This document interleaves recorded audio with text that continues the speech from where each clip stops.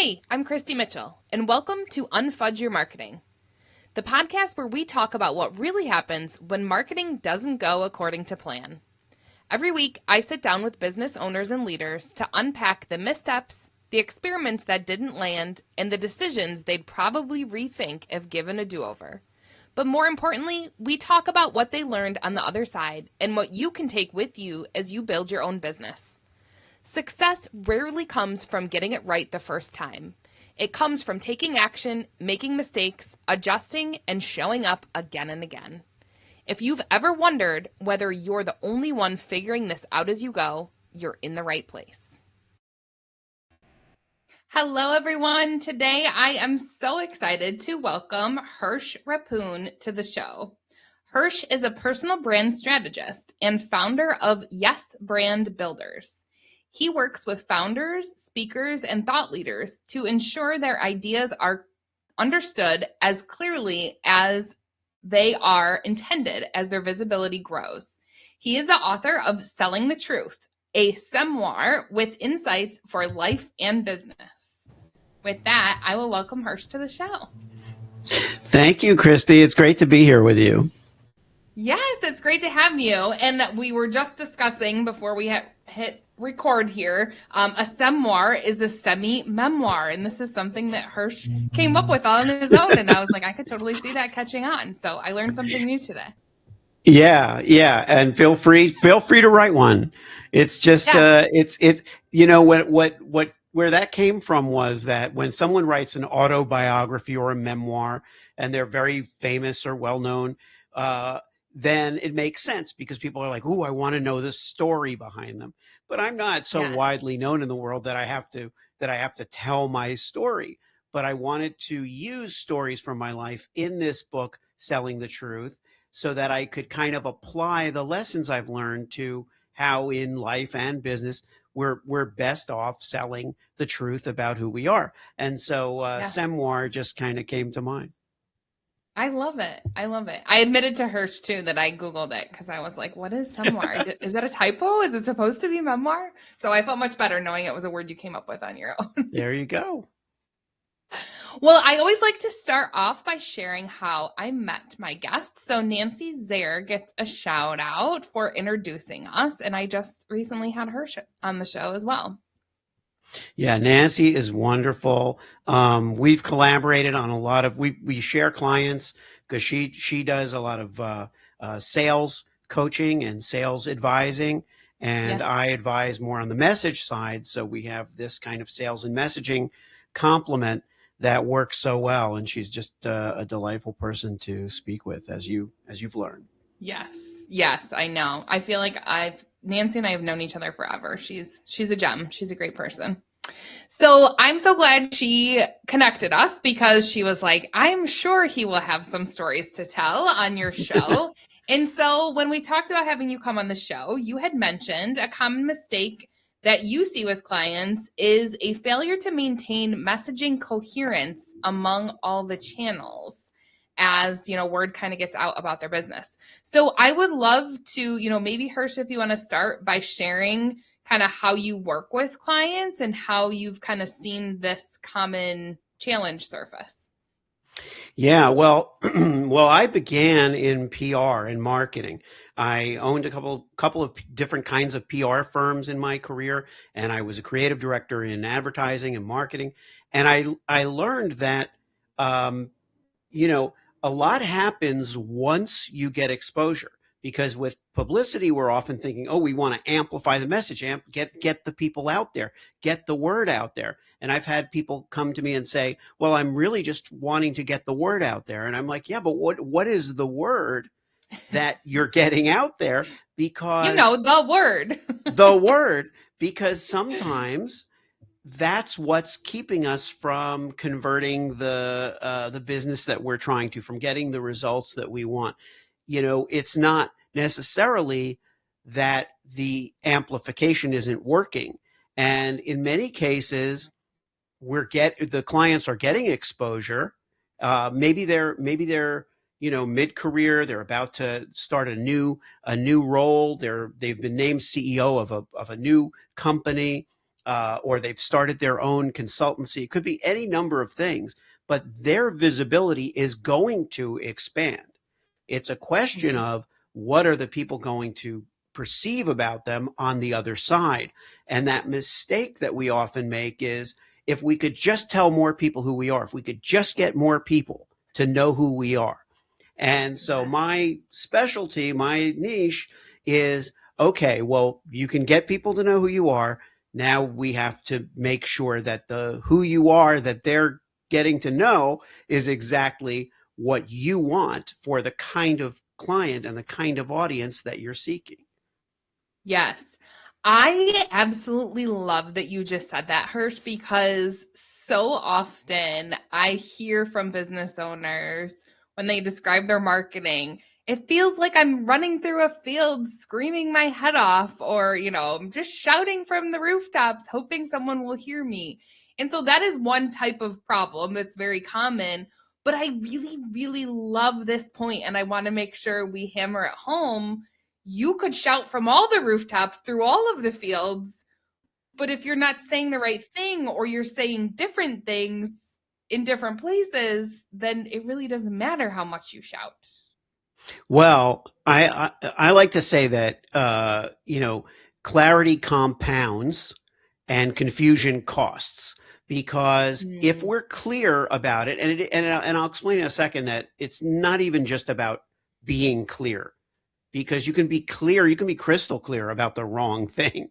And all that means is that, you know, as business people, founders, executives, we have clarity. We know what we're doing.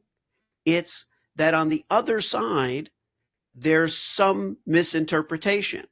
There's some incoherence with the signal mhm. that we're sending.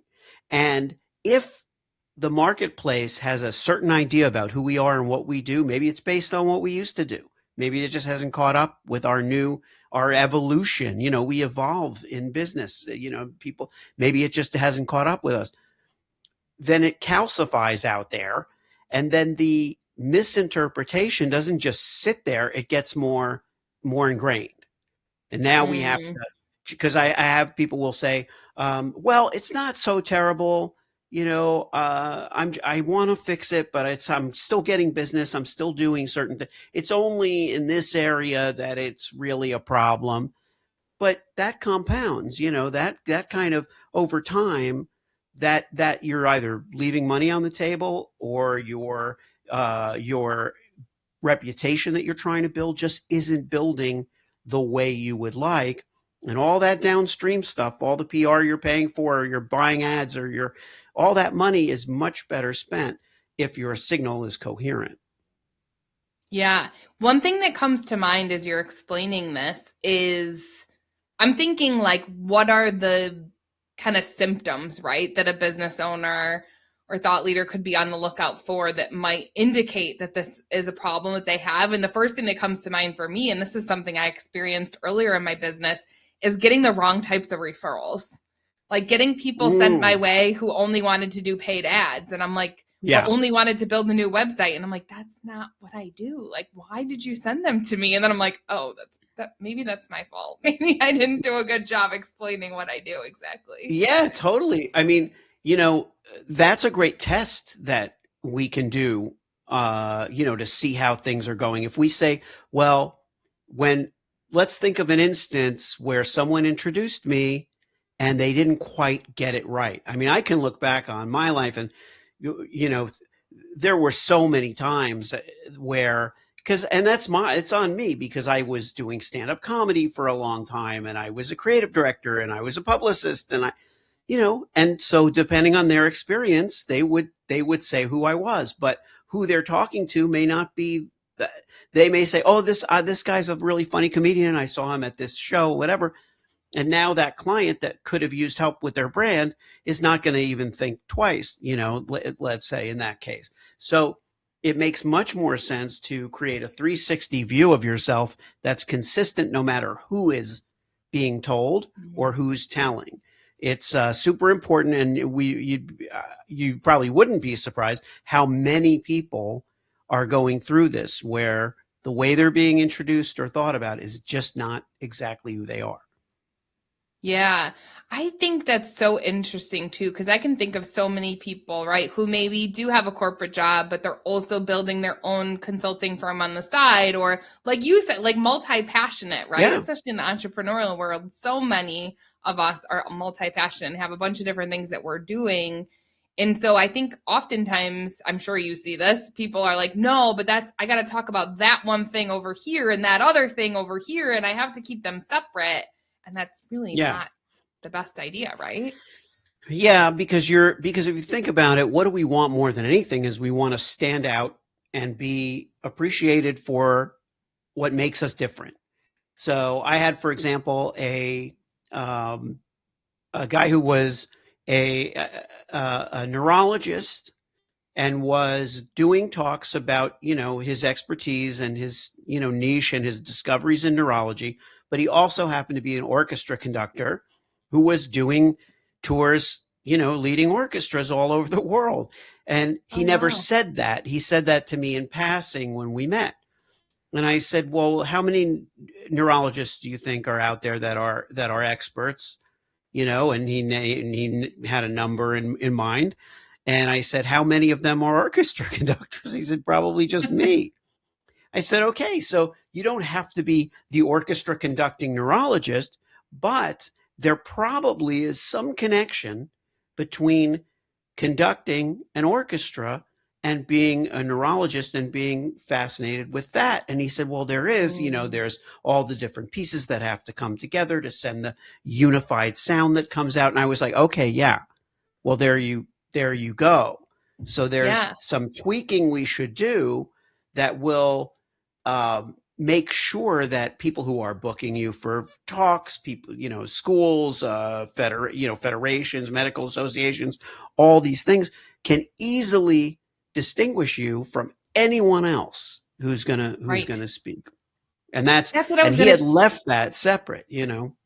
Yes. Yeah. And that's what I was going to say. Like, how much more memorable does that make you in people's minds when you're like, oh, you're a neurologist and you're an orchestra conductor? Like, that's Right. so unique. So it makes you more memorable.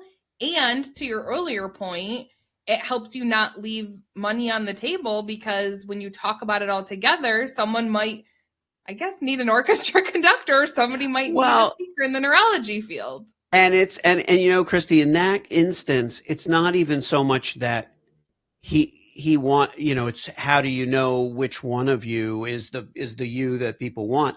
it's Mm-hmm. it's isn't it a relief in a way to be able to just in a few words, whatever the words are, like the words don't matter. I used to be a copywriter.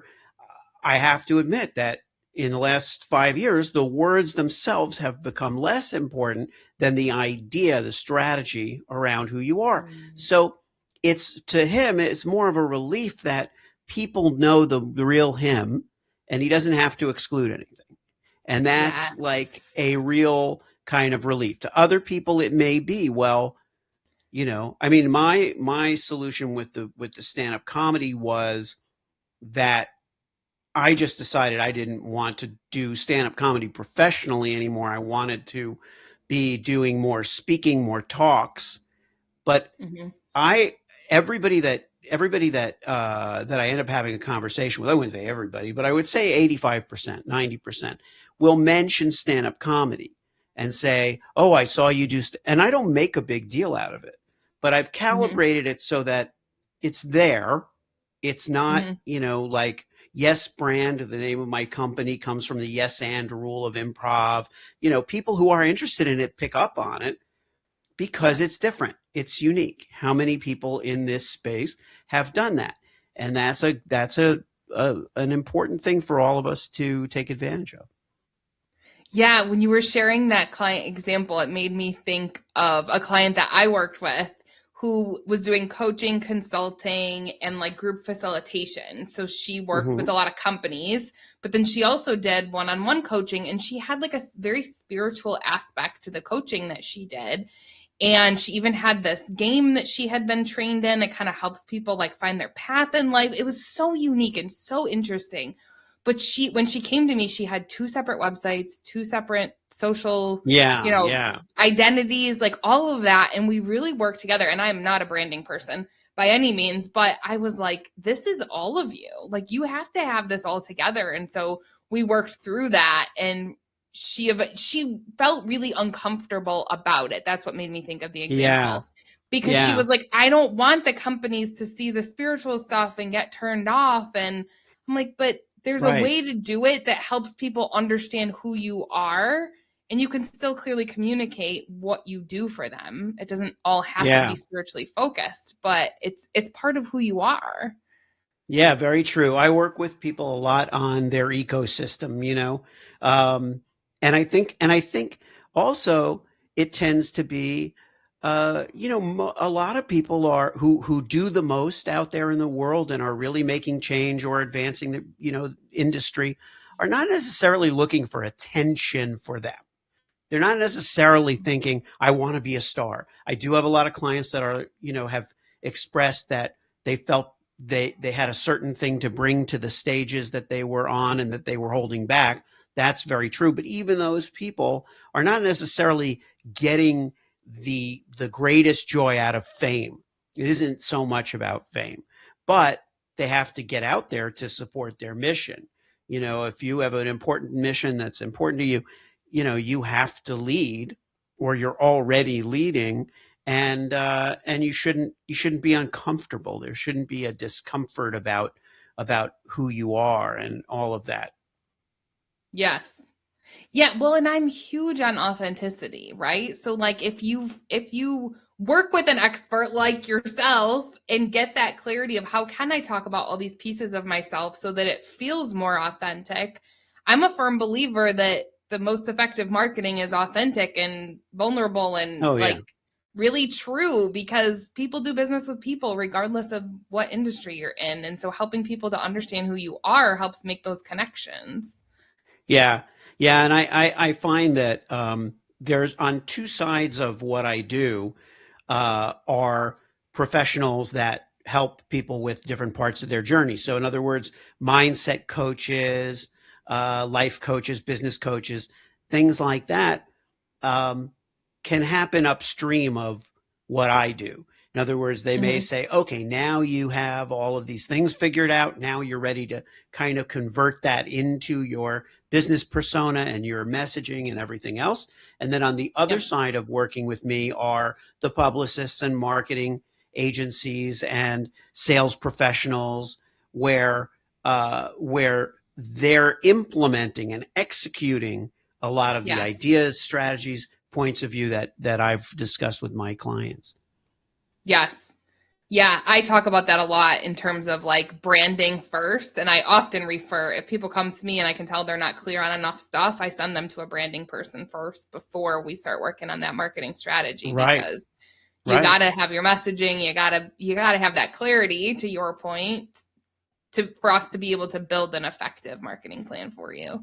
Well, and the good thing is the good, I've my whole life I've always pursued simplicity. I don't think it's always worked. I think sometimes we have a lot of ideas. I want to do this, I want to do that. And before we know it, we've Yes. wrapped ourselves in this very complicated thing.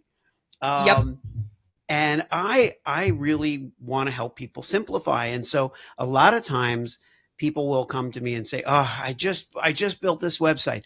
I just hired this marketing person. I just did this social media." And it used to be like a thing, well, I don't know what to tell you. Well, now that I've figured out that the signal setting at the source is really the thing, is really the issue, it's not like someone's going to have to rebuild their website. You know, they can change the content or the direction, but it isn't the website that's the problem. It's the signal. Yeah. So if they say, Yes. "Oh, I just hired this social media person and I'm paying them X dollars a month to do my social media," and I'm like, "Okay, great. Well, I'm sure they would be very relieved if we set the signal in such a way that their job becomes easier and Yes. more impactful." But you don't have to Yep. like not hire that person or tell them to stop doing what they're doing. If you hire the right people, they're going to be good at what they do. The question is, what are they Yeah. working with, and what are you giving them to work with? Yes. Yeah, that's so true. I was like scrunching my nose when you were talking about hiring those people before they come to you, because I see that all the time.